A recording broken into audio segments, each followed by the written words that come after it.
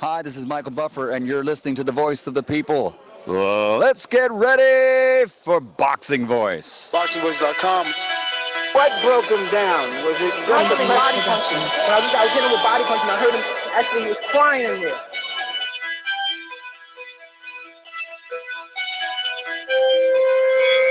You were saying that Gibbs was crying when you hit him? Yes. When did that happen? And perhaps the fourth round on. ThaBoxingvoice.com.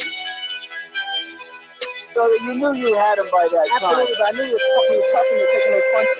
Deeply Aussie Productions.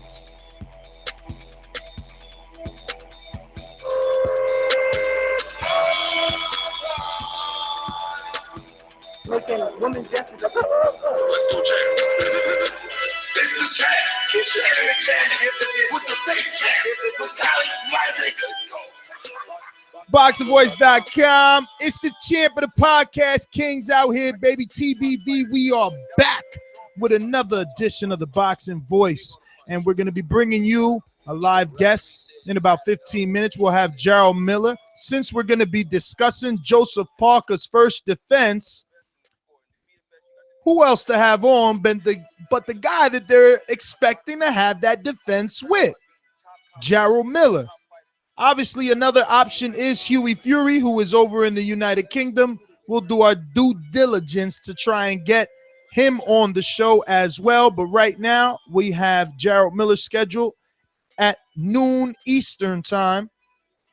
So definitely tune in if this is something you're interested in, something you think you want to participate. Remember, that number to call in is 1425 569-5241. And for my international callers, all you have to do is add Nestor Gibbs on Skype. Resort down to the overlay to see the Skype information, and definitely hit us up. So, man, without any further ado, ladies and gentlemen, let's just talk about it. Joseph Parker, recently crowned WBO champion, made his defense over Andy Ruiz about a week ago, not too long out now. And, he's looking to do what people are criticizing Wilder of, obviously. I mean, he's going to be taking on a good defense. Hughie Fury is a decent heavyweight. Jarrell Miller is a decent heavyweight, both contenders on the way up that obviously no one is giving any really big shots at. But here, Joseph Parker and Bob Arum, because Bob Arum is now promoting, obviously, Joseph Parker. So Bob Arum is the one pulling all the strings. And, he's saying that this fight is something that he's interested in making, something that, he thinks would be a good fight. It's funny that Bob still feels like that Ruiz and Joseph Parker fight was a draw. I mean, talk about being a promoter, you know what I mean? But for those just tuning in, we're going to have Jarrell Miller on, who is one of the options for Joseph Parker. This heavyweight division is booming right now. I mean, with, Vladimir Klitschko and Anthony Joshua set to have a huge super fight in the first quarter of next year. Deontay Wilder finally getting off the inactive list and going to get a fight under his belt. And now Joseph Parker, who is, like I said, newly crowned, is already speaking of, getting in the ring. And some of those possibilities, like we said, Hughie Fury. Now, is Hughie Fury on that level for Joseph Parker? I mean, Joseph Parker didn't do anything out of the ordinary to think that Fury would be in any real danger. But has Fury shown us anything that says that he can dethrone the newly crowned WBO champion in Joseph Parker? I mean, Joseph has been in there with better opposition, to say the least. Hughie Fury is a novice, and he's only really holds like wins over Dominic Gwynn and Fred Casey are the most familiar names outside of any UK names that some of our international listeners may know. But I remember when Hughie Fury was a possible opponent for well, not a possible opponent, but definitely being mentioned in the headlines with Deontay Wilder, and people didn't have an issue with that, so they shouldn't have an issue with Joseph Parker. But let me head on over to the Sunshine State, to the good doctor, and see how everything's going over in Florida. Boxing MD, what's going on, brother? I know you want to sit in on this. We're gonna head on over to the Sunshine State, Boxing MD. What's going on? Is that a fair statement to make? You have to be honest with yourself.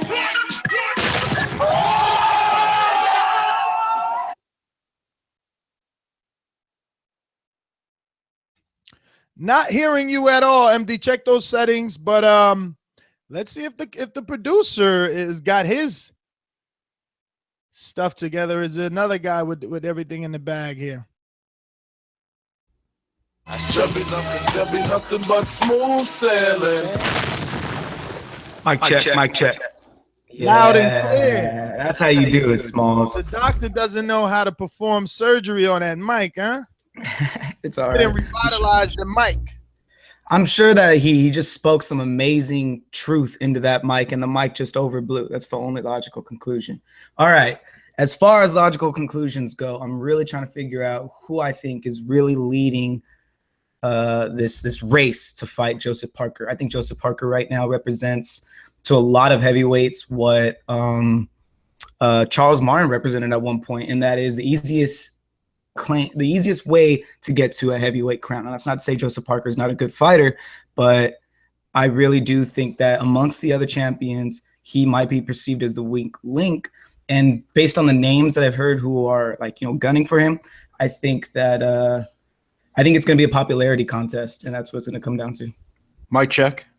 Yeah, you're good. Who do you think is the more popular fighter then? Is it it's Jarrell Miller. It's Jarrell Miller because it's Jarrell Miller, Hughie Fury. I'll agree that Hughie Fury has a good obviously there's the name, and he's got a lot of hype kind of like coming around him as well. But I think that Joseph Parker is going to want to take a Jarrell Miller fight over a Hughie Fury. Actually, you know what? I don't know. Jarrell might be a more bigger threat. I think the more popular name is Jarrell Miller, though, by far. Now, are you saying that because you live in America? Because the last name Fury. Yes, no, I'm definitely saying that. No, I'm definitely saying that because I live in America. But that's the point. Isn't Parker promoted by Top Rank now? Doesn't Bob Arum? That doesn't necessarily mean that they're going to come back to the U.S. to put him on U.S. soil, because Bob Arum said that he learned something from. You could do the fight from over there and still put it on American television. Listen, Bob Arum made a lot of money off Burger King over there with Joseph. No, I was going to say made a lot of money off Zhu Ming, and I don't think many Americans besides us boxing fans know who the fuck he is, right? So I think Hughie Fury by far is the bigger name. No disrespect to Baby Miller. Baby Miller is I will ask him about this. He's still almost like an active kickboxer. So it's, I guess he's trying to make his name in boxing, but Hughie Fury, because of his brother, because of their family, is a much bigger name and a much sexier fight. And maybe Joseph Parker would go to the UK to fight him. So if I was Parker, I'd take Fury. Yeah, and if you're Parker and you take that Fury fight, you can do it in the UK, and you kind of let everyone know over there. They get to see you, because the big fish is obviously Joshua. So you want to have some sort of drawing power either in America or in the UK, so that you can get yourself the attention of Anthony Joshua or the winner of that fight, and possibly get a big payday, because ultimately that's what everyone wants in these divisions is, to get paid.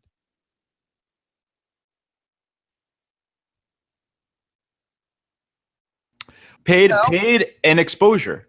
And again, I think Peter Fury, I've seen a few of his fights.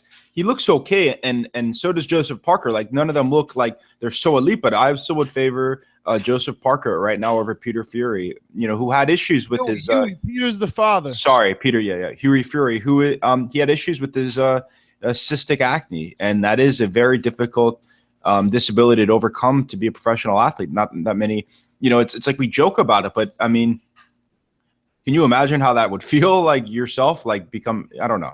Well, speaking of Hughie, Peter, he says that Hughie finally has the right medication now, and it's been working, and that's why they're looking for the bigger fights. I hear you. Well, we'll see. That'll be seen, in the future, And you could even see in that picture, right? Like it's apparent.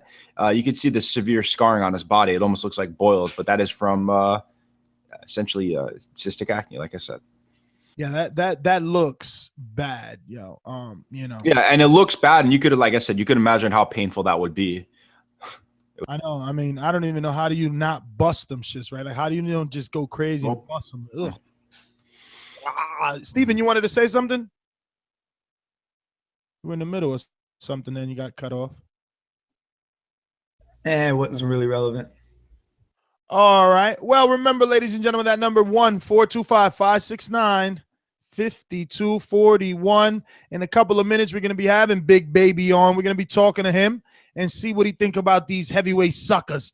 That's his favorite word to use, calling everybody suckers.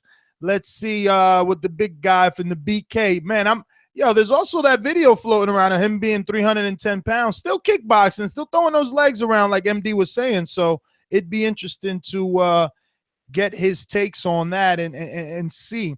I'm going to head and open up these phone lines while we wait and get to some alumni since we got them waiting.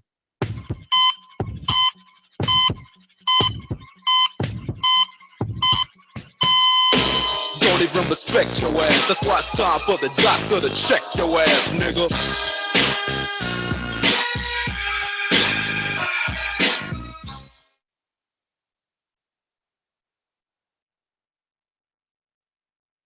Fight doctor, talk to me.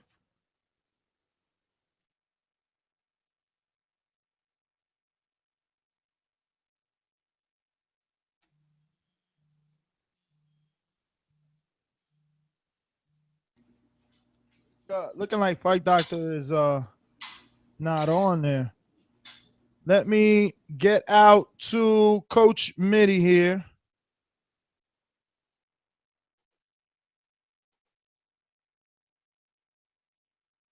All right, here we go. Coach, you there?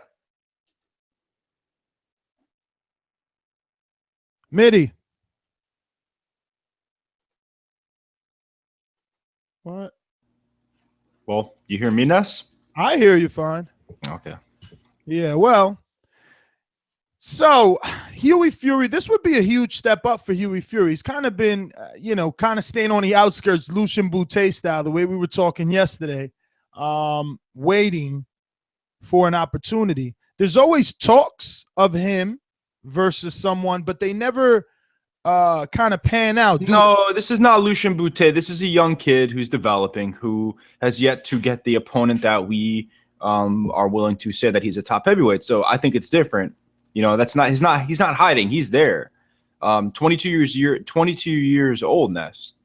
You got to factor that in. And he's a heavyweight division in which often a lot of the fighters don't mature until they're 30.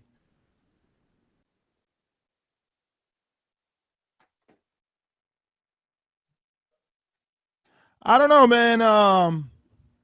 I feel like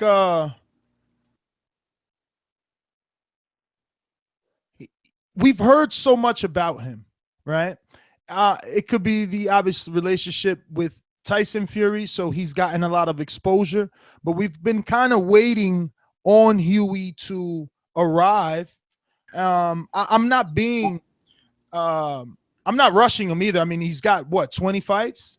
Yeah, but, and I heard. Yeah, and you have to admit that we have heard his name tossed around with a lot bigger names for a few years now. Well, that's because he's in the family that talks a lot, and his brother, his older brother, obviously was the man before he had his personal issues in the heavyweight division. And I saw a good sometimes I do look at the chat time to time, and I'll give this guy a shout out because it's a good point. HH1200. He goes, Fury is on about the same level where Lubin is. And I think that's fair to say. Well, I wouldn't say that. Lubin is handling guys in a manner in which excites us. Well, I'm saying in the same level as far as the progression of their career. I think that well, that still would be technically wrong. Lubin has about 15, 16 fights.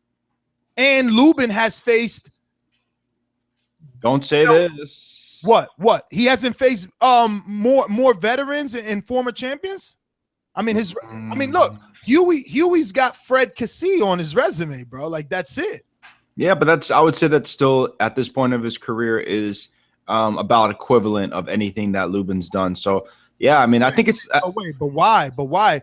Casey isn't anything at all. Like all you know of Casey is that you watch them fight other heavyweights, including the one who we're about to have on the line.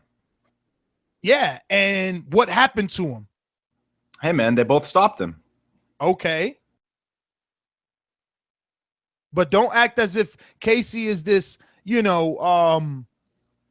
tell-all, be-all. Like, it's not. And that's one guy. Lubin, remember, Lubin fought Orlando Lara at like 14-0, man. You kidding me? Lubin is Yo, I like Lubin as far as that. You can't try to compare the two and say they're on the same trajectory. That's not true because Lubin is a blue chip. Fighting Orlando Lara is like Fury fighting Cassie when he was 15-0 or 10-0. Listen, and that shit wasn't happening. Lubin looks better on the eye test, and I think very highly of Lubin. So, like I said, maybe where they are right now, based on what you think they could be, is a difference of, I guess, opinion. But I don't know. I think that I think that Parker didn't look great in his last opponent, but I still see people are being a little too hard on Parker. I still see things that he did very well. I just think that his timing was really his biggest issue, because I think that he didn't really counter properly. He was never really. I remember talking about that with UMD. Yeah. He didn't look like he was. If anything, he looked a little. I don't know what you might see in other fighters and call it rusty, because his timing was really bad in those early rounds. And also, I really don't think that he was doing a lot of what he was doing with like a clear purpose. He seemed to be boxing off the back foot and reacting a lot as opposed to setting things up. I said that again on the other podcast. So Joseph Parker, while again, this is why I was saying I think that other fighters would be looking at him as the easy, quick way to the championship, because compared to someone like Anthony Joshua, I don't think Parker has like bone-shattering power. I think he's got good power, but he doesn't really have like bone-shattering power that's gonna shake you and make you hurt. He was a lot like Andy Ruiz. That's why the matchup was so interesting. They're both fast combination punchers, and what Parker did different though was that he boxed backwards. What would Parker do to Chris Arreola? I think he beats him early. I think he stops him in a couple rounds. So why is it such a foregone conclusion that Joseph Parker is not a tougher fight than someone like Wilder? Because we don't know where he is in it with his hand. And now I'm not hating on him. I'm just saying that we don't know where the hand is. The hand will be continuously an issue.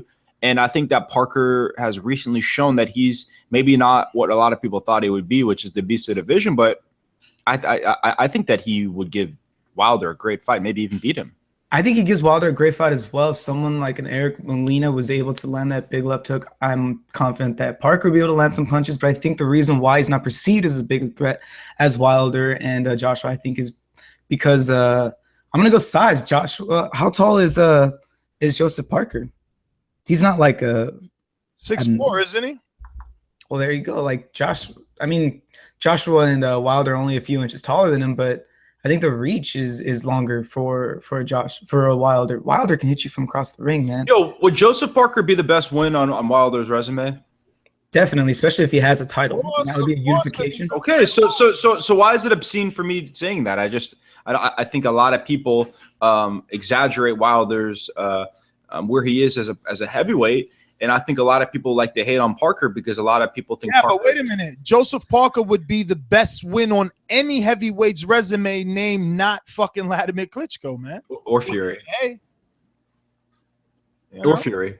Yeah, but those guys, he's not even in the game right now. Yeah, I know. Yeah. You know Yeah, I hear you. Parker is the one of the four horsemen of the top, right? It's like Joshua, Wilder, Joseph, and whoever is the dark horse, maybe Jarrell Miller coming up, maybe Hughie Fury coming up. Maybe who else? Because got some. I mean, Ruiz still's there. Like he lost, but he showed some things in that fight. Like so, it wasn't like he was. But he doesn't look like he's gonna come back after that loss and take over the division, though. No, but I'm saying that he's a legitimate opponent. That's real. Like he's I consider him still a player, at least a player in regards to getting a fight against a bigger name, right? I mean, it seems to me that you don't have to be flawless to get a shot at one of these guys. So I think he'll still be there. That's what I'm saying. Well, Big Baby's still in the gym, so phone lines are working. Let me get out to Too Tough in Brooklyn. Hey, yo, what up, y'all? What up, MD? What up, Ness? Listen, yo, Big Baby is the dude, yo. He could promote a fight, yo. He is, without question, a vocal person. The way he was screaming on Wild on the radio shows in the summertime, yo, they are hilarious. And of course, since he's from Brooklyn, I'm rolling with my dude. But I'm not so. That's a dangerous fight. I think he'll beat Parker, honestly. Jarrell Miller is good, man. He's good, and his hands is fast. He's bigger than what Ruiz is. And Hey, Too Tough, I'm not going to object your call. I just want to ask you real quick. Do you think Big Baby Miller is more popular than Hughie Fury? Yo, my bad. I ain't shout you out. Sorry, Steven. What up? Anyway, go ahead. That's all good. I was just asking you who you thought was more popular, Big Baby Miller or Hughie Fury. I would think Fury is a little bit more popular, but Miller could sell a fight better. But honestly speaking, I thought Aram also talked about Price was like a third option for Parker to defend the title. But I don't know. But because Fury, they would have to really fight in like a UK country in order for it to really be big, you know. Unless he's anything like his cousin, and I don't know if he's like his cousin with the mouthpiece. If he was like Tyson, then you know he could sell a fight just like that. But Jarrell Miller is more like Tyson Fury than Hughie is with the mouth, and he could definitely sell a fight. But you know Joseph Parker ain't gonna fight back. He don't really talk back. So you know I don't know, man. Either fight will be a good test for Parker, nonetheless. You know, Fury or I see what you're saying, but see, that's why it's so interesting to me. It's because I agree with you. I think Big Baby Miller sells a fight better than Hughie Fury. And because he sells the fight better, I think it's got a potential to make more. So not only is he popular here in America, and he's got a bigger potential, I think, to be popular across. Yeah, but that fight, I don't think it gets any traction, any real traction in the UK, being as though that Parker's. Dude, they like Shannon Briggs because of the outlandish shit he does. Like Baby Miller hangs out with Briggs. I think Big Baby would be big out there. Let me just give you some facts, because earlier I think we were debating. It probably was a previous show. I don't know. We were so caught up here with all the shows that we have been doing. But there was some debate as to where the fight would take place or where Joseph would be fighting now that he's promoted by Bob. But Bob is saying, and I quote, I think Parker's going to fight in the end of March. And I think the plan is to give him a fight in the United States, Aram said. Maybe Vegas or Los Angeles or New York. We'll see where makes the most sense. So, yeah, you know. That's New York would be good if it's Miller because he's from Brooklyn. Yeah. So that matchup makes sense. Too tough. I'll hit the thumbs up, people. Yeah, you know who else is from Brooklyn? MD.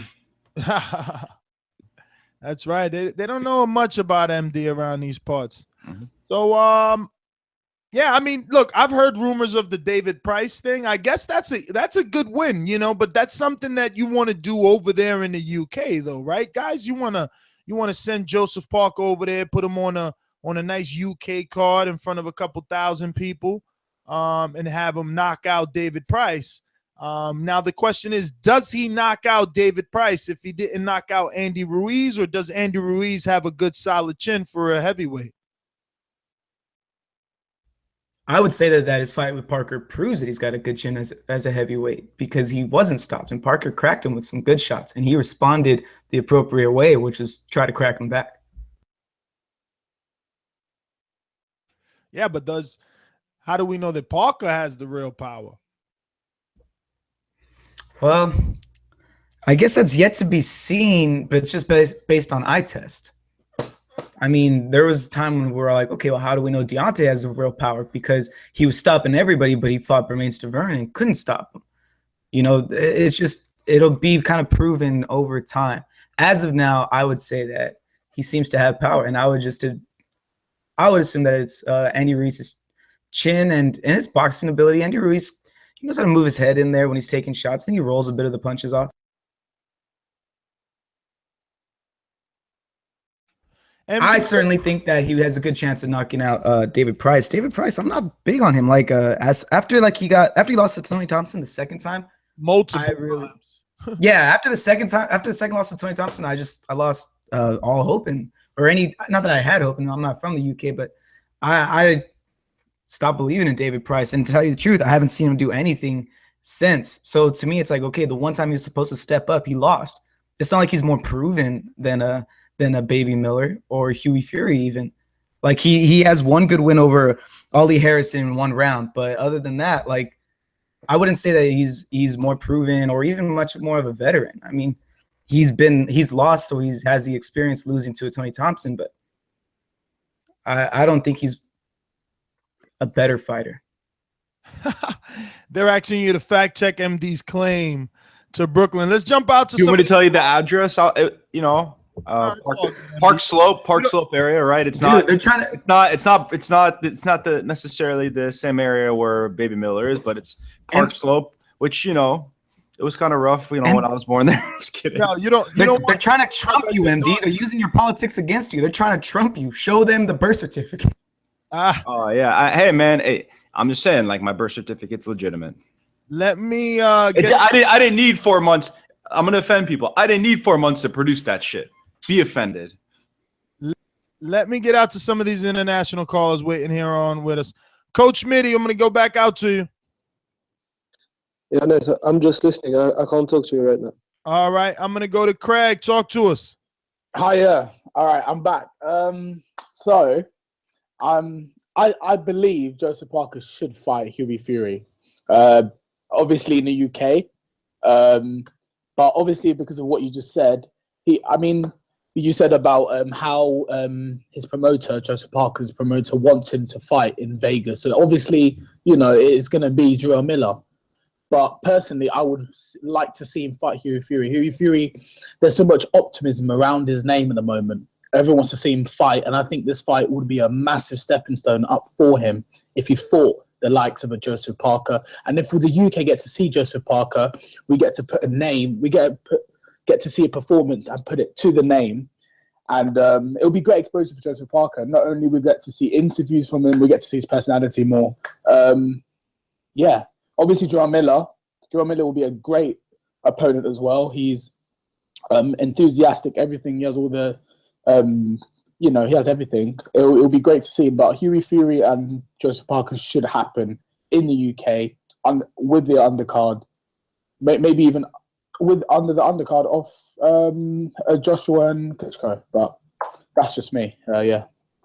So I have to say. Hey, I have a question. So you used a word that stuck out to me when you talked about Hughie Fury. Optimism. There's a lot of optimism around him.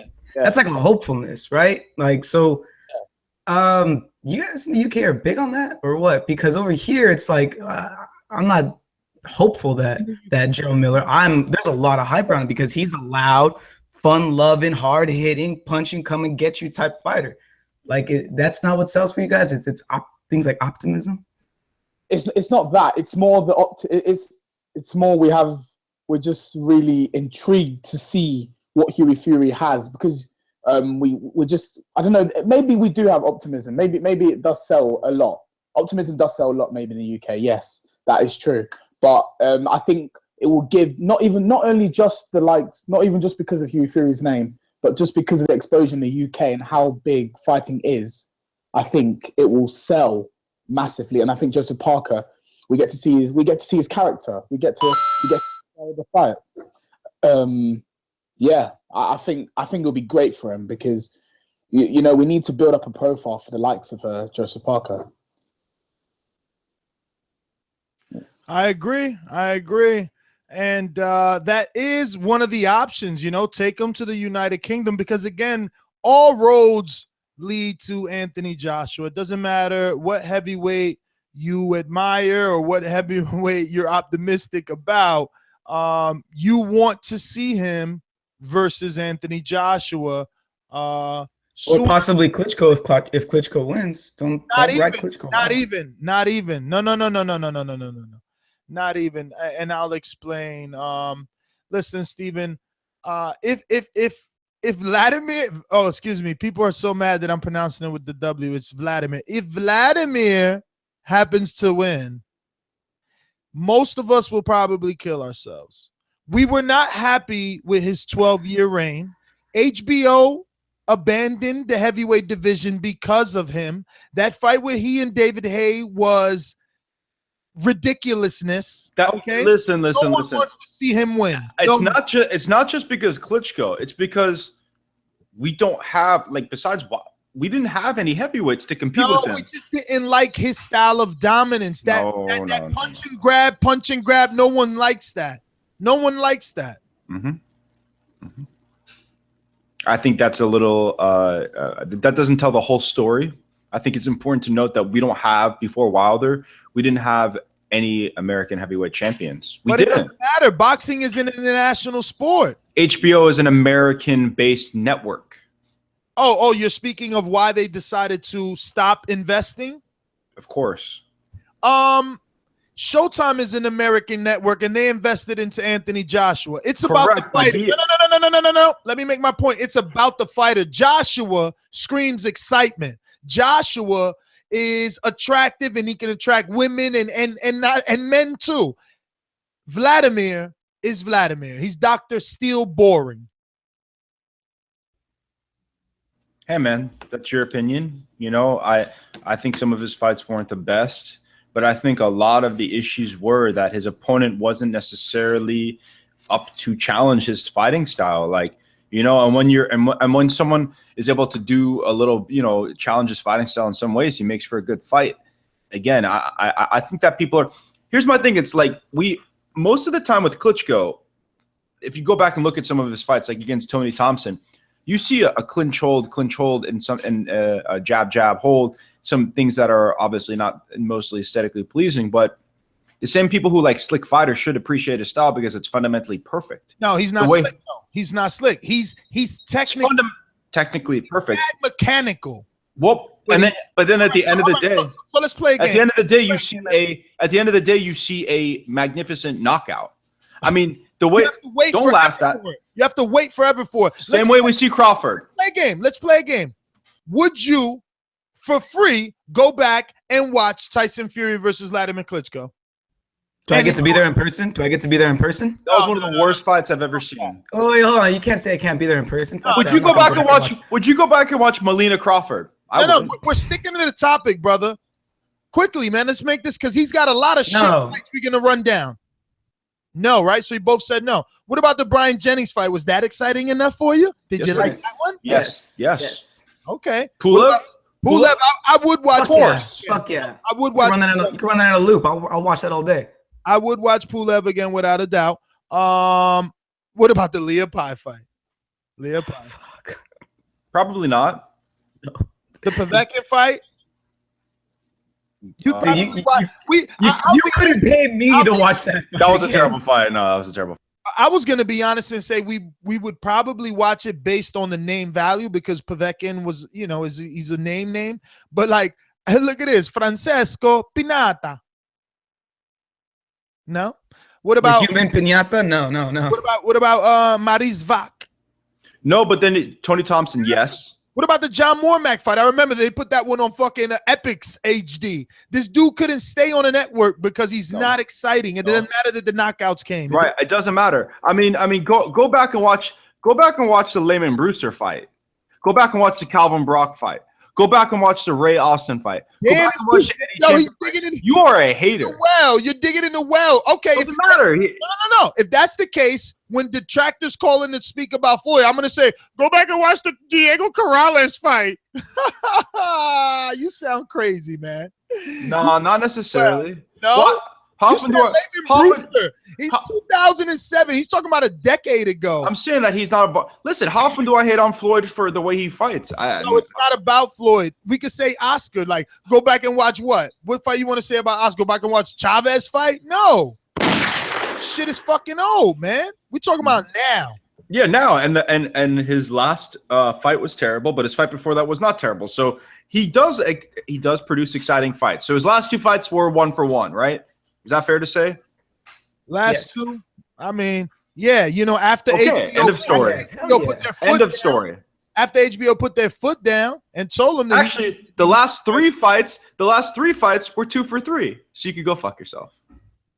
2 for 3 in terms of wins, you mean? In terms of your shitty analogy, we're 2 for 3. How many fighters do we get 2 out of 3? What do you mean 2 out of 3? Two good fights for 1 boring fight. Two good fights for 1 boring fight. Jennings wasn't that good because Jennings was under his. Hold on. Jennings was under his armpit like this all night. Come on, man. It was still a clinch. It was just one dude was willing to fight in the clinch where so many never did with Vladimir Klitschko. So let's stop with the optimism, all right? We know what we saw. We saw Jennings practically in a headlock with one right hand loose, beating the shit out of one side of his body. And you guys want to fucking over-exaggerate the performance? There's that word again, optimism. I got bullets all day for you guys. No, dude. I can shoot you all night. Nestor. Yes, MD? You sound like a hater. And you're still not disproving the fact that if Klitschko wins, all roads are going to lead back to Klitschko. Because guess what? We're going to be sending Deontay Wilder over there to kick his ass. Or we're going to be begging Joshua Parker or Joseph Parker to go over there and fucking try to put up a fight. The point was, if Klitschko beat Joshua, would all roads lead to him? Like how you're saying all roads are currently leading to Joshua. Answer is still yes, Ness. Listen, boring or not, if he wins, everyone's going to want a piece of him again. First of all, if he wins, there is no everyone. Joshua gets a rematch. He's young. They just did 90,000. No one gets an opportunity. Ness, let me ask you a question. Can I finish my sentence? Any sanctioning fee is going to allow that voluntary rematch to happen. You know what I'm saying? Outside of that, if Joshua wins, we all know that he doesn't need Vladimir to go again. So I'm telling you, they're going to move on. AJ is exceptionally exciting because of his physical stature, and his fighting style is more exciting than Klitschko.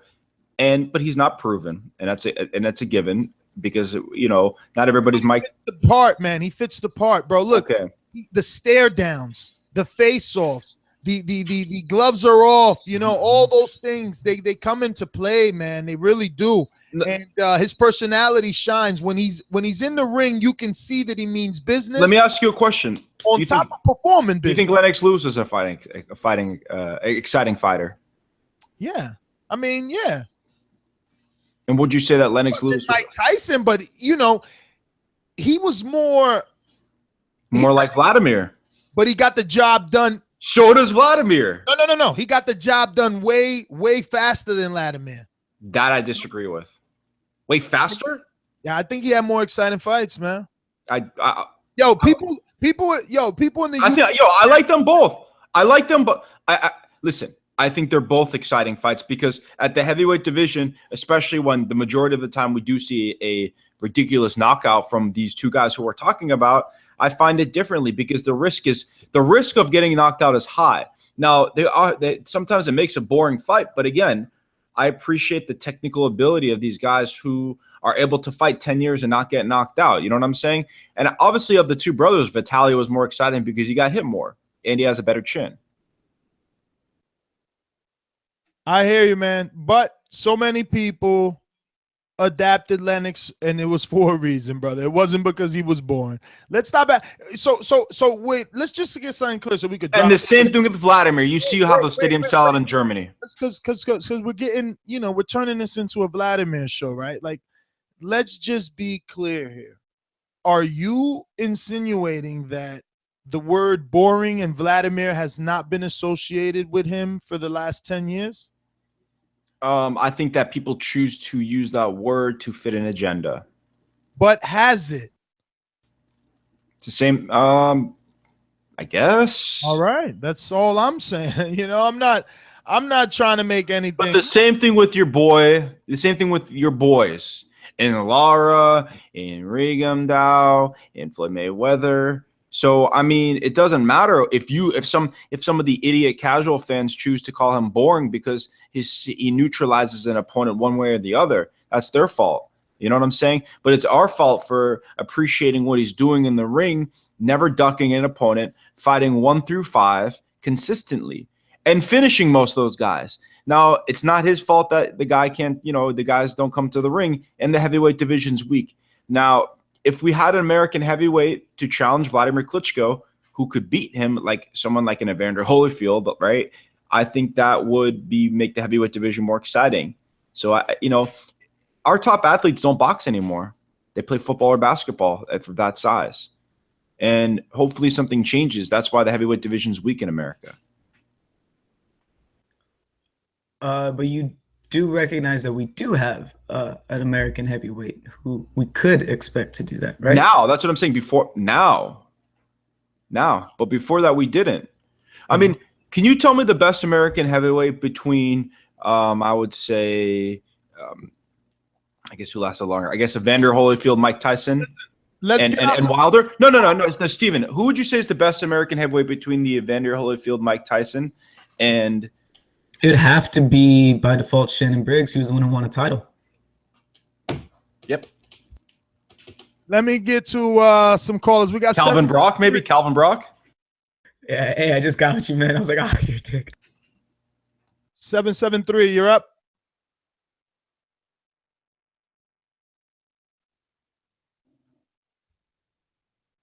Compa, are you there?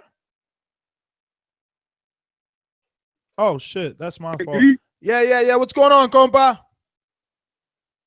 Hey, what's up, Steven? Hey, man, I just want to say the heavyweight division is booming. Hey, did you guys get that Big Baby interview, the Big Baby interview? We're waiting on him. The man's in the gym. His gym session ran over a little late. Guess who he's sparring with, MD? All right. A fellow Floridian. Keith Thurman? All right, hey, Ness, I just want to say, hey, Ness. We're talking about... Yo, people are saying, like, Keith Thurman's looking like a heavyweight, so I don't know. Maybe he's getting that working. I don't know. No. Keith Thurman's in Montego Bay blowing down, baby. Yo, compa, what's up? Hey, Ness. Hey, we're talking about Joshua Klitschko. Nah, man, wrong show. We're talking about Joseph Parker and the possibilities of him facing Hughie Fury or Jared Big Baby Miller next in March. No, but who's he sparring, Ness? Tell us. Come on. Shannon the Hey, Cannon. man, let's make those fights. Let's go, Chip. Let's bring the heavyweight division back to where it was. Everybody fighting each other. Hey, but look, I want to say this about Klitschko. I'm choosing Klitschko over Joshua.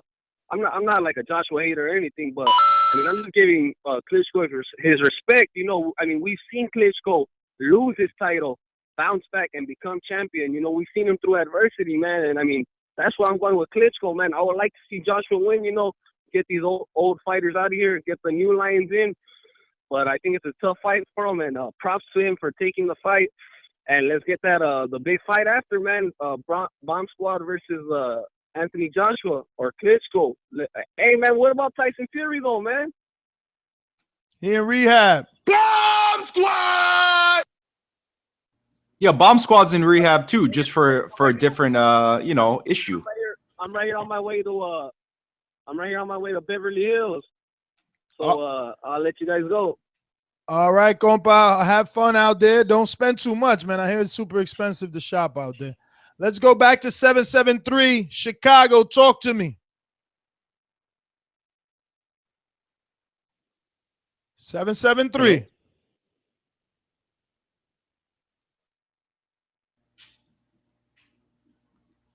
Yes, hello? Yes, hello. You're live on the show. Oh, good morning. This is Hervey. How are you? We are good. We are good. Are you a first-time caller? Okay, perfect. No, in fact, I'm calling from Canada. It's my first time calling. How are you guys? Good, We're good. What are you excited. using? A Skype over IP phone? Exactly. Nice, nice. So what's your name, my friend? My name is Herbie. Herbie? French speaker. Hervey, Herve. Hervey, thank you for tuning in, man. First language French. Thank you for having me. Cool. So been how long? listening for your for about 3 months. Oh, 3 months. Wow. So which episode did you find us on?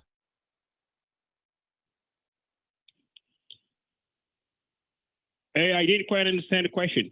Go ahead again. Which episode was it that you found us? Do you remember? Just browsing. No, not exactly. Just browsing because I actually follow a lot of podcasts and those type of channels, boxing channels. So I found you on one of them.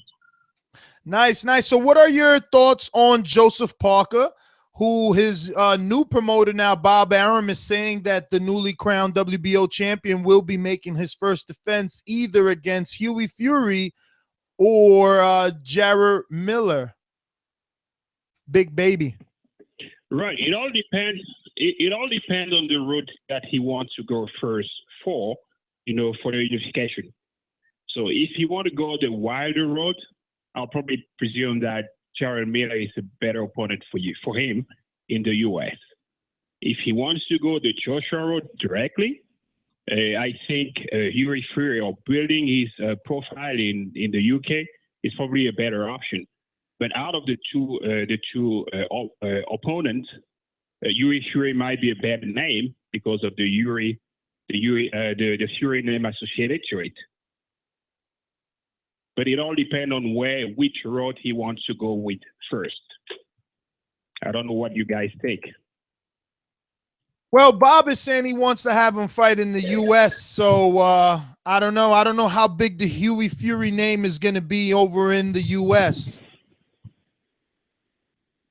Exactly. So if I presume if he goes the U.S. road, he's looking at fighting what's his name again, Wilder first on a unification fight before going for Anthony Joshua. Sounds like a good plan to me, MD. What's your thoughts? Oh, my bad. I was just texting Shannon Briggs, making sure that he, is okay with sparring. But the question is what? The Hughie Fury road is the better road? Is that what you're saying? Well, it's the better road depending on what country it's in. Yeah, I think that Peter – I think that Big Baby, I think maybe he's a good talker, but I think that he has to get a big win, I think, to even be relevant enough to fight a world champion, because beating Fred Cassie is not enough. And I know Fury did the same, but he has that name and he has that family, so I think it's easier for him to get there. You know what I'm saying? Like, the guy who's sparring right now could get him like that type of a win. And, it's just – I think if you're not a big name, you have to get a big win. And right now, Ruiz has a big belt. So I would take Parker. I would take Fury. Well, Hervey, man, we want to thank you for calling in. Obviously, we want you to subscribe to the YouTube channel or to iTunes, because we will be doing another show at 7 o'clock Eastern time that we will be having the trainer of Gennady Golovkin, Abel Sanchez, on, as well as the trainer of Daniel Jacobs, Andre Rozier, on the show. And then we have a surprise guest. Mikey Garcia is also going to be on the show. He's going to be going up for that WBC title versus Latzikin.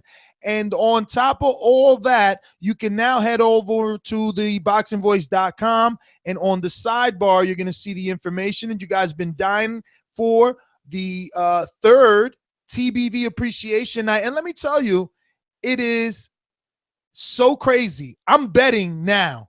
I know. Hey, MD, your main piece of advice last week was, my only advice is if you're going to bet, do not ever bet with your heart. But I am going to not take that advice because there is some nostalgia attached to March 4th. March 4th, very many years ago, was the first ever episode of the Boxing Voice podcast. And on that first ever episode, we had Danny Garcia when he was a up-and-coming nobody. Before he became too Hollywood for this show. When he got that first title shot versus Eric Morales. And that day is March 4th. What day is March 4th this year? Well, next year? It's the day that one-time Thurman unifies them belts. You know it. You know it. I like the sound of that because it reminds me of all the other times the man has gone to war and come out victorious. So I told myself, you know what? That's it. I'm not going to let Triple G and Daniel Jacobs ruin what we got going on. We planned it on Thurman Garcia. A lot of you guys have emailed me. Patreon definitely has said Thurman Garcia because it's a more 50-50 fight. I thought for sure you guys would want the Golovkin because it was guaranteed to be a you know. This is big, the best present for everybody, for TV, for my fans, for everybody, for boxing. A drama show, right? This is what he does. But I guess the suspense of who would actually win in that Thurman Garcia has you guys hooked. So definitely head on over to ThaBoxingVoice.com. Click on the banner. You're going to see his marvelous job. Shout out to Flight Media, obviously always taking care of us over there. The page is marvelous. You'll be I kind of lost your train of thought. Who are you betting on? I'm going to bet on the underdog. He's betting on Garcia. He doesn't want to say it out loud. This is after after what? After yesterday where Ness goes, you know, I'm a grown man. I have no emotional investment in any fighter. But I don't have any emotional investment in any fighter. I have emotional investment in that day.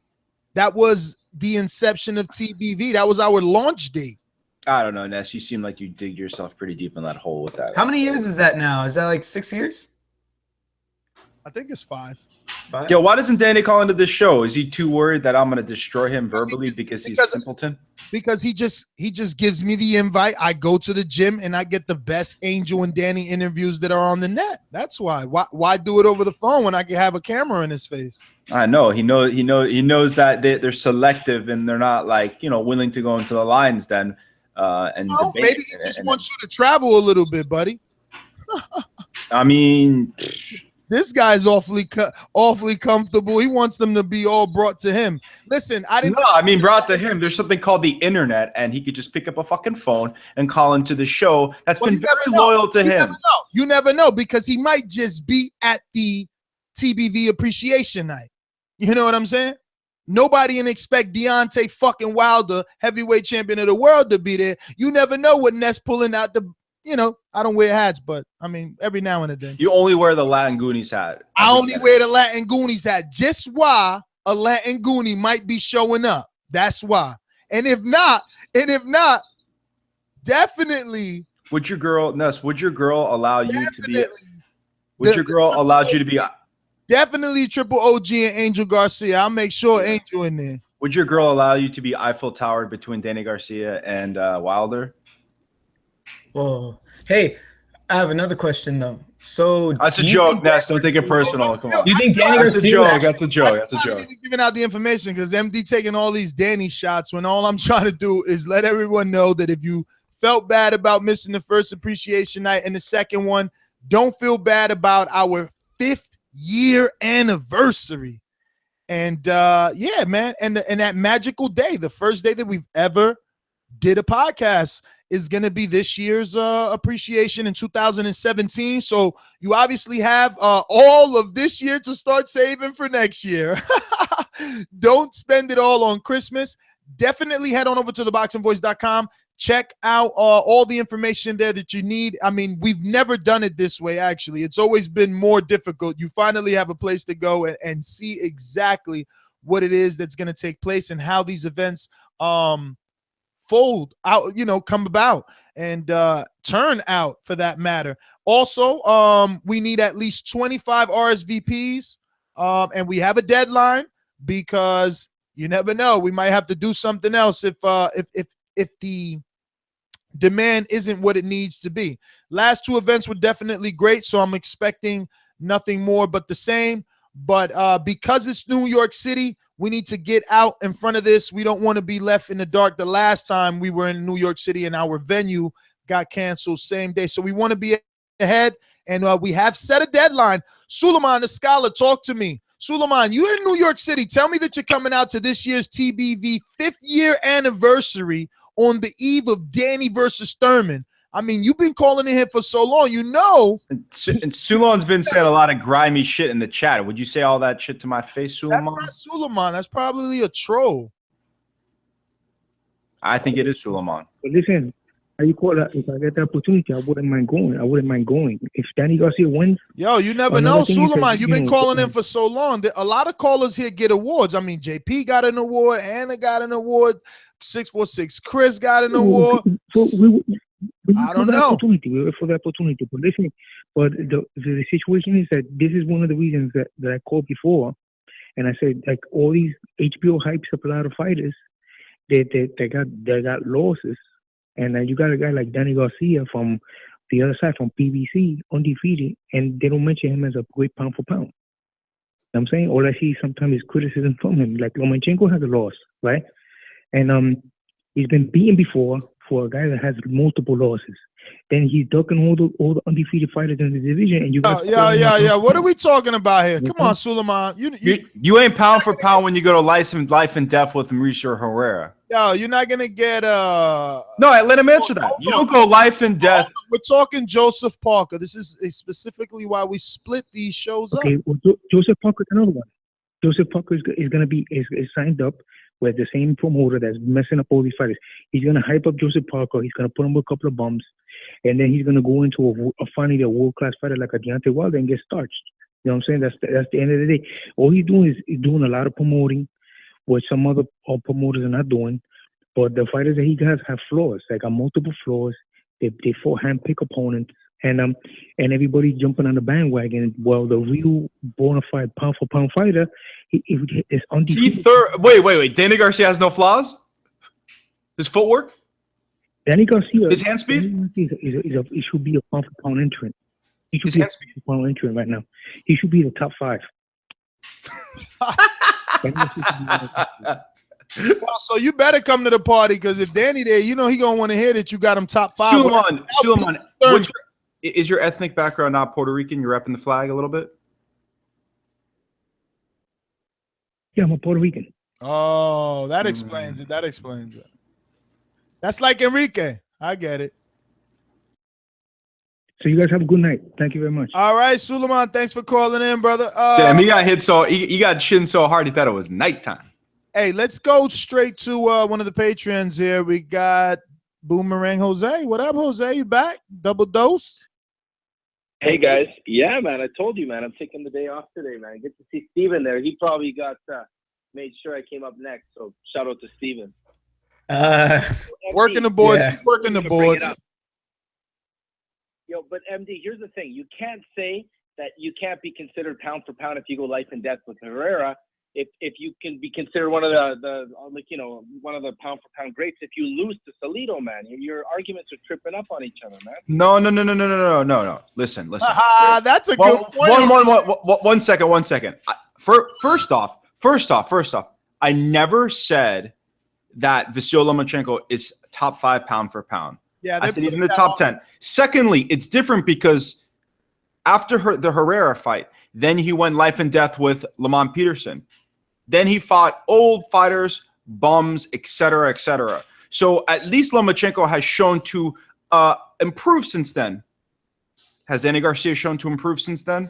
Because Bernard Hopkins is a Bernard Hopkins is a Hall of Famer and lost to a no-name in his second fight. So I hear what you're saying, but it's not what I'm arguing. Fine, that's fine. All I want to say is this: like, if you look at Danny Garcia's resume, it's pretty damn strong, man. Even if you throw in a couple of Herreras and a couple of other guys that maybe don't hit the top level as they should be. Okay, Miyamoto, I'll be right down. So the thing is, he's fought the top of the top, and he's fighting Thurman right now again, guys. So I was just calling in right now more than anything, excited. I have to, of course, go because I have to defend my belt. I made a commitment to Bruce, so that's going to happen. So I'm excited to go down. And, yeah, man, just hopefully we can meet that deadline. Obviously, I know I've talked to Ness before, and I know how stressful it is to make sure you get all those things in place. And stress isn't even the word, Jose.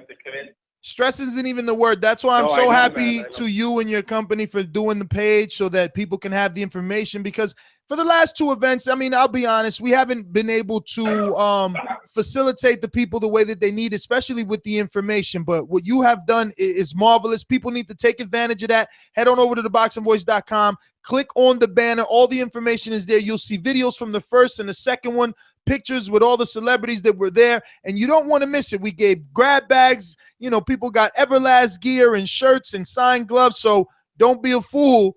Get yours now. RSVP. We need those RSVPs immediately. Deadline is January 8th.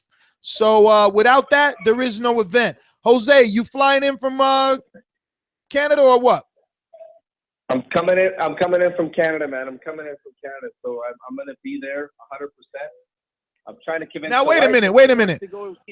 Let me ask you, why would you fly in for this one and not for Thurman? I mean, excuse me, and not for Golovkin Jacobs? Well, here's the thing. I was just going to explain. My wife, she's a big fan of Triple G, but that's not who we are, man. She's not a TBV. Like she's slowly migrating over, but she's not hardcore like we are, right? This is a hardcore fight. Like, of course, the casual fan is going to want to go see Triple G. It's like seeing Tyson fight bums. Like, but this isn't. It's not going to be a fun fight. Like, this is what I told you, Ness, the other day. We all want to go watch Thurman and Garcia because a lot of us have one of those two guys as our top or favorite fighters. A lot of people have Triple G as their favorite fighter, but no one has, Jacobs as their favorite fighter, right? So that's kind of where the fight doesn't really make sense for you to make that investment. For me, it's a big investment to go all the way down from Canada. That's not true. So we have a caller that calls in. That's the number one. What's his name? JD. Yep. Yeah, JD. How many are there though? Danny Jacobs. 2 or 3 of them. How many people have Thurman? Well, that's the argument I was trying to make before he insisted upon getting retirement money, which he got, but the fight's happening, so I whatever. I don't want to bitch about that anymore. It's all good. No, the fight's it's a good fight, but it's like a stay at home, watch it on your TV fight. The Thurman Garcia fight is go to a TVV party fight and discuss, debate, and have fun. And see, it's going to be. But you like Vegas, though, right? You're a big fan of Vegas over New York. Oh, I love Vegas. Yeah, I'm not I don't like Vegas as much as you do. I like New York better. I have family there. I have friends there. I don't like Vegas, man. Vegas. I prefer, maybe if we could do Vegas in the heat. But I'll tell you guys one thing though that's true. Like the Thurman Porter fight, the atmosphere was electric, guys. And if you've never been to a fight in the East Coast, I can tell you that was a great fight. The energy was amazing. Like New York City is the place to be, man. Why do you think Triple G is coming to New York all these times? New York City is the place to be. Even though I'm trying to get away, I want them to hold fights on the beach, man. Fuck that. Give me a vacation since I'm spending vacation money for this weekend. And I'll also tell you one thing that's true, man. The East Coast boxing fans, they show up more than the West Coast guys do. You can ask Ness down there for Ward. It was a great fight, but it wasn't the same. It wasn't as packed as the East Coast fights are, right? It's just, it wasn't meant to be in Las Vegas. Well, I wouldn't say that Las Vegas is West Coast. Las Vegas is obviously not on the coast. So I think a better comparison would be like in a Los Angeles fight, because they do go out, to big, I guess, Mexican versus Mexican fights in LA. So certain fights in LA are good. So it's, Vegas is not as big of a city as New York or Los Angeles, obviously.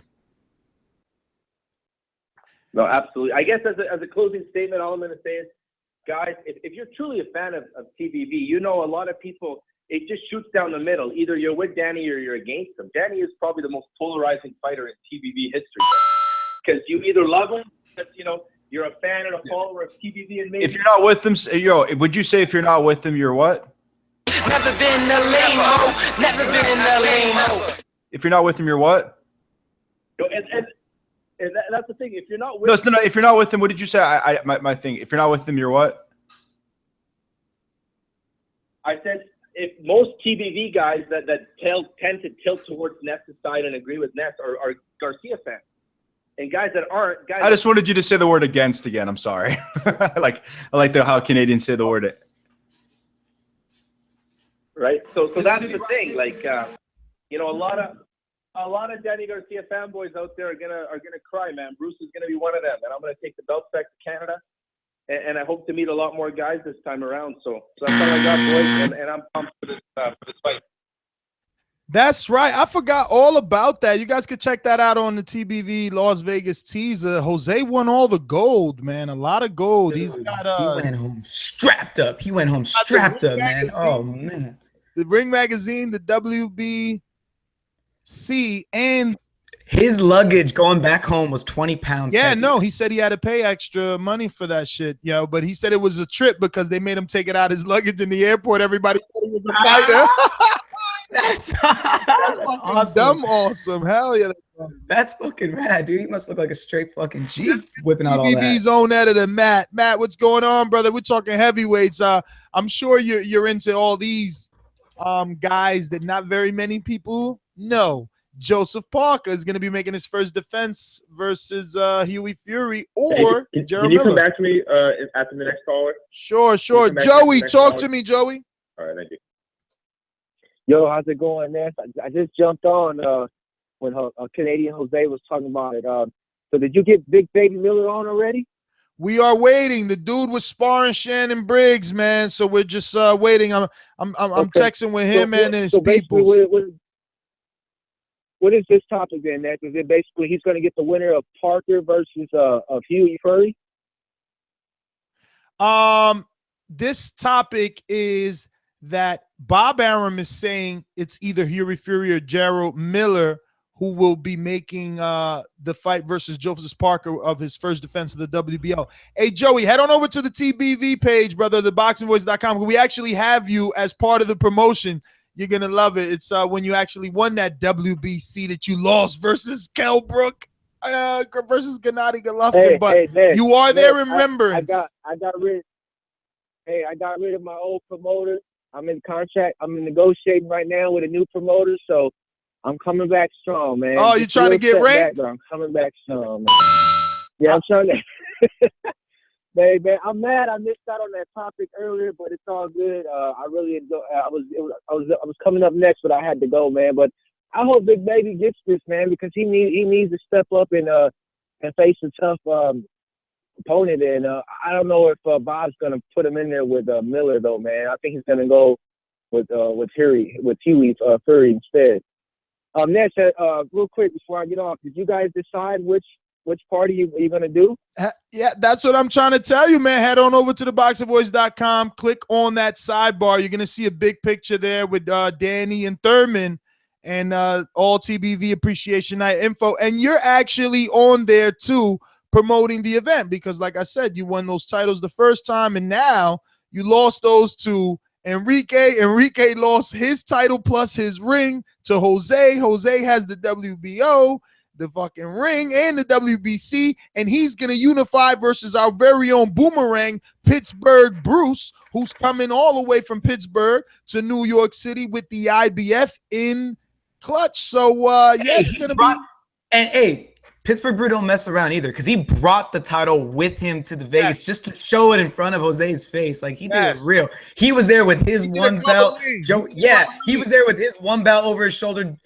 Canada was there with all of his three belts, and they just had their straight face on. No, because how ill would have been, right, if like Bruce was there talking about, no, I'm the IBF champ, but you ain't got no belt. You know what I mean? Exactly. He came correct. He came strapped up. Strap me up.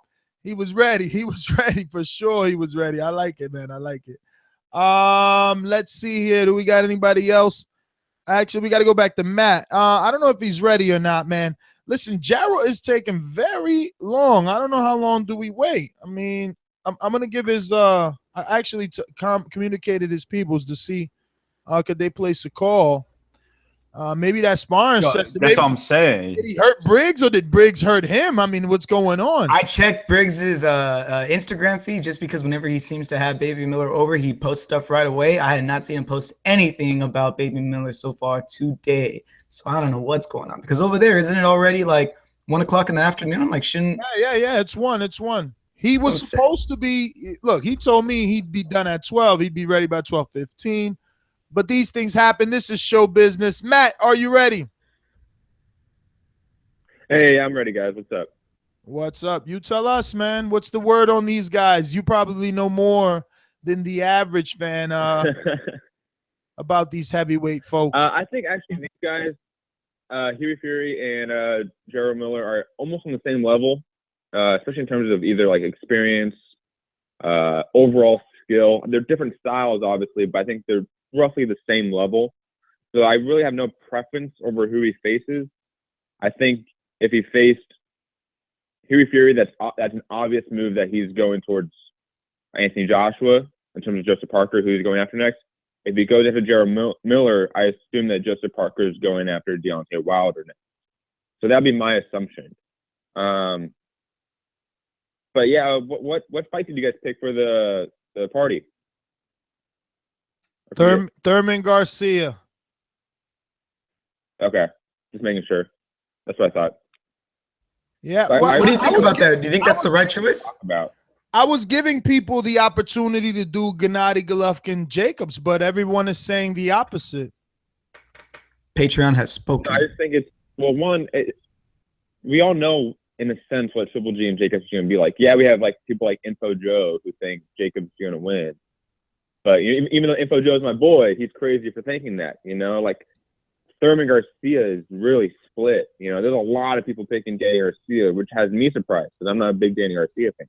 And I think Danny Garcia is going to lose that fight in a very wide decision. But it still seems like that's a 50-50 fight amongst the fans. So, of course, that's going to be more reaction to want to go to that fight, right? Like, that makes sense.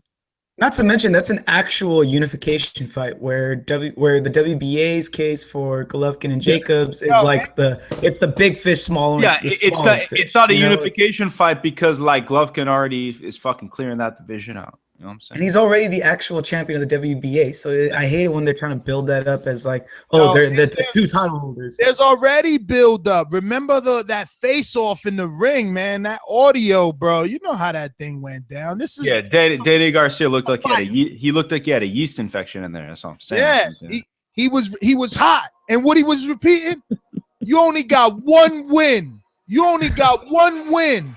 I'ma fuck you up. Mm-hmm. If Thurman's only got one, how many does Danny really got? What?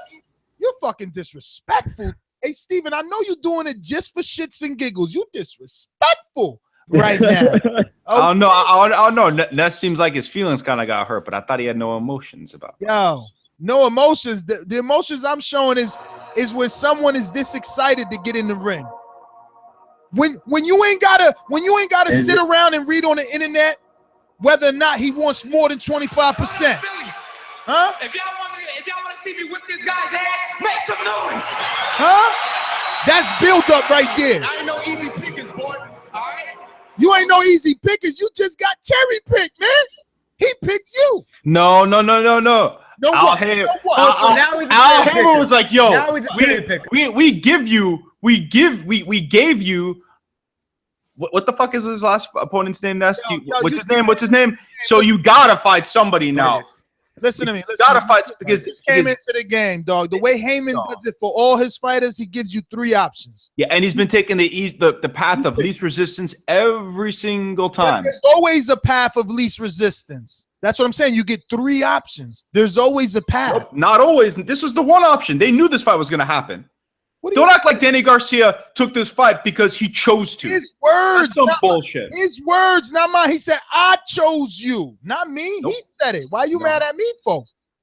I mean, because you are essentially using it as fact. But that's okay. Right now, because you. Because I'm a Keith Thurman fan. Because I like the better boxer. I like boxers, Ness. Don't you like boxers? Don't you like boxers, Ness? I do. I'll tell you straight up that Keith Thurman is the boxer, but Danny Garcia, since you got emotions. Keith Thurman is the smart choice. No, Keith Thurman is the boxer. He's the technical fighter. He's the technical boxer. Popular choice, but you make exceptions because you have emotions, right? Never face nobody like DSG. Never. I know. Maybe he's never faced anybody with slower foot speed. Never. And he fought somebody like Thurman though. Can we compare? Hell no. Who's been on the main show longer, man? Who's been on the main show longer? I know, I know Rod Salka got a shot, so Keith Thurman gets a shot, right? Show longer, huh? How many championship fights this guy got? How many champions he's fought? How many settle this. Former champions he's fought. Let's not beat this. Matt. We already know Matt. Matt's on Keith Thurman because Matt's not as biased as Ness is. That's the thing. No. There's no bias. There's no bias. Okay, so check this analogy. If Triple G already faced, and don't stay stuck on it, MD, it's just a yes or no answer. We're going to go to another division. We're not talking about Triple G. We're talking about Danny. I'm talking divisional. If Triple G had already faced Jacobs and, let's say, either Saunders or Canelo, right? Would you be questioning if he's a legitimate or not? Danny Garcia did not face that in the welterweight division. I'm asking you a question. Would you or not? He hasn't even fought a welterweight, Ness. Would you or not? No. All right. Would you question Jamal Charlo if he beats now Boo Boo Andrade at 54 after beating Trout and Julian Williams? I don't question him already. He's a good fighter. Then. So why is Danny the only guy that gets questioned? Because he hasn't done shit at welterweight. All of his wins are at 140. We know this. It's old news, Ness. Everybody moves up. Floyd moved up. Pacquiao moved up. Great fighters move up. Well, yeah, and we also have to factor in how he looked against Herrera and Lamont Peterson. And the choices that he's chosen. Lamont Peterson. You watched that fight? He had when the gun was. It doesn't matter if he won or lost. It matters that he didn't look good. It does matter. He didn't look good. Perception is important. And when we went back and watched it for our Patreon followers, Mr. MD was fucking backpedaling. He couldn't find rounds to give Lamont Peterson. But there's times that he didn't look good. Again, can you say that? All right, but that's why there's 12 rounds in a fight. Keith Thurman is a lot better than Lamont Peterson. No disrespect. He's also vulnerable to the body, and he showed that on. Danny Garcia has ever been a body puncher. He's a headhunter, bro. He's a headhunter, bro, with that left hook. Let me tell you something. With Danny, and Ness, even you gave Thurman credit for taking that body punch and staying up. He didn't go down. But he showed vulnerability, and Danny got a mean left hook to the body. Now on top, nope, not to the body. Not to the body. Not to the body. This is a weirdo kid right here. His combination is. Who is he dropped to the body? Who is Danny Garcia dropped to the body? Got to drop you to the body. It's okay, exactly. To the body. It's softening never done it. Never done it. Up to slow He's you. a headhunter. He couldn't hit Herrera to the body. You couldn't hit Herrera to the body. Okay. Listen, you picked Thurman then. That's why this. I am picking Thurman. Hell yeah, I'm picking Thurman. I'm picking Thurman by stoppage. This is the Danny Garcia gets hit every fucking fight. Lamont Peterson fucked his face up. Yo, it's so sad. It's so sad, right? And, Steven, this is what's going on, right? I get called bias, right? I get made fun of, right? But my guy that I'm defending, he's at least challenging himself. This is the third fucking time he stepped up to the plate when the world has thought that he wouldn't. We still waiting for other people. I'm not even going to say names. No, this is his second time. This is the second time in a row for Thurman. But this is the second time in a row for Thurman. Thurman's back to back. Third time. This is the third time because Amir Khan, he was a 7-1 underdog. I don't give a fuck if Amir ain't got no chin now. That's when 3 times in 5 years. No, he didn't have a chin then either. That's what the fuck. Now he doesn't have a chin, but he had a chin back then. Has Golovkin ever been 7-1? Has Wilder ever been 7-1? Has Vladimir ever been 7-1? What are you talking about? Has anybody else been 7-1? Hell no. Golovkin's never been 7-1 because he look at that amateur record, homie. Look at that amateur record. All right. So you get my point. I get your point that Golovkin is higher. That Danny Garcia overcame a big win, and that's the reason why he could act the way he acts because people like you have been fucking dick riding him consistently, allowing him to fight opponents. Now that he's fighting a good opponent, you act like he's been challenging himself his entire career. My point is this, and this is going to take a little bit of time. Joseph Parker is going to have to beat Anthony Joshua and Wilder and Fury to do what Danny's done, or at least challenge all three of them and win to 2. Okay, win versus 2. Gennady Golovkin's gonna have to do it versus Jacob, Saunders, and Canelo. Beat two and lose to 1 because you already. Matisse was a great win. He was not undefeated.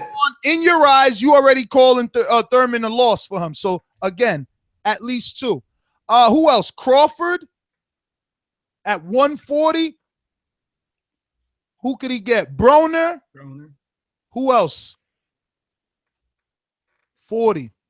You're gonna have to producer. What about handle that because now the welterweight division is obviously one of the best divisions. So that's the most lucrative one. So even one win puts you on a different stratosphere. But to be legitimate, you're gonna need a couple of them. But resume matters. I don't know, Matt. Would you disagree?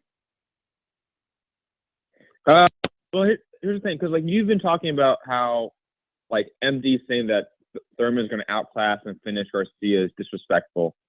But is it mutually exclusive to say that Danny Garcia is a great fighter, but that he has the worst style for Keith Thurman?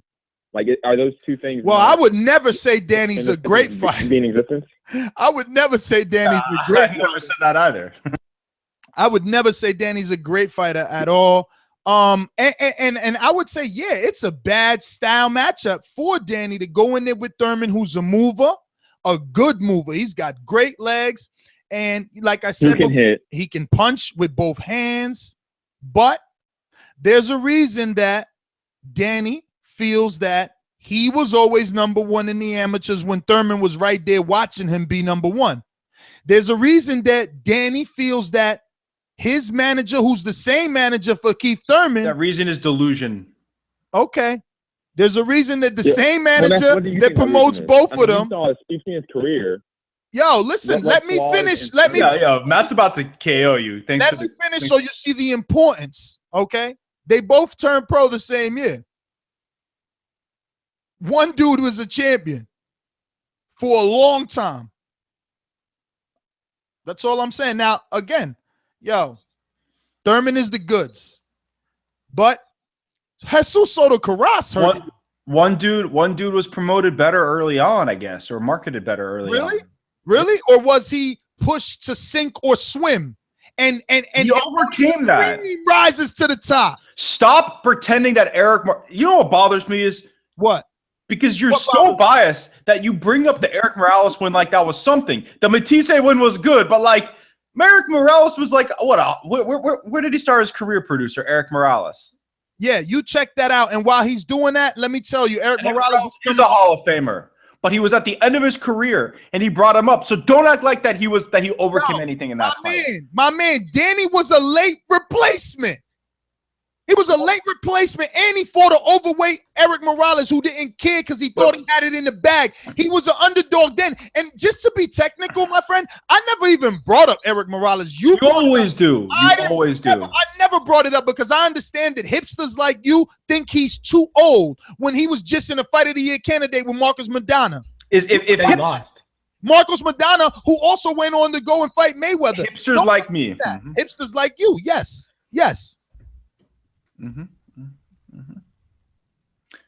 Okay. Yeah. All right. So I have some answers. I got some answers. All right. Eric Morales started his career at 122 at the junior featherweight. And as far as Terrence Crawford at 140, if you ask me, he's already halfway there because he beat Victor Postol, who was an undefeated champion at the time. And although Crawford was not an outstanding underdog, I do remember a significant amount of people who were picking Victor Postol. He would have to still beat probably Adrian Broner and then obviously Julius Indongo, who just won that IBF belt with that spectacular KO. And I don't know who, it would have to be guys like us that sit around here and talk boxing every single fucking day that will give Terrence Crawford credit over Julius, because 2 months and 2 hot coffees later, we won't even remember Julius's name. Hopefully, he pans out to be more than just a one-hit wonder. Let's get to Alex Lemon in the chat. Talk to us. Yo, we're going to end this too. Miller is taking forever. What up, man? Over here furious that we waiting on Miller all day. Yeah, no doubt. Great shows today, man. Hey, I want to let you guys know, man, I ain't no fanboy or nothing, man, but I got a Danny Garcia hater list, and I'm keeping track of all these people, man, because March 5th, everybody eating crow. And I got Boxing MD on there, too. Hey, man, don't be conflicting lists with me, dude. This isn't pick day. Thursday before the fight is pick day. You can make your list. The official one will be in this blue ledger. For sure. But I just teasing on the chat, man. There's like I got 22 of these people, man. Everyone believes that Danny's gonna lose, but I mean, Earl Spence, he beat a 41-year-old Bundu, and he was supposed to be the greatest already. And Danny beat a 35-year-old Judah and gets no respect. Thurman beat Guerrero, and they say Thurman's the best now. Danny beat Guerrero, and he gets no respect. And so I got to dispute this, man. I think it's they can't see through the hate. Danny beat Guerrero after Thurman had already done it. Not only that, Judah had already been stopped like twice.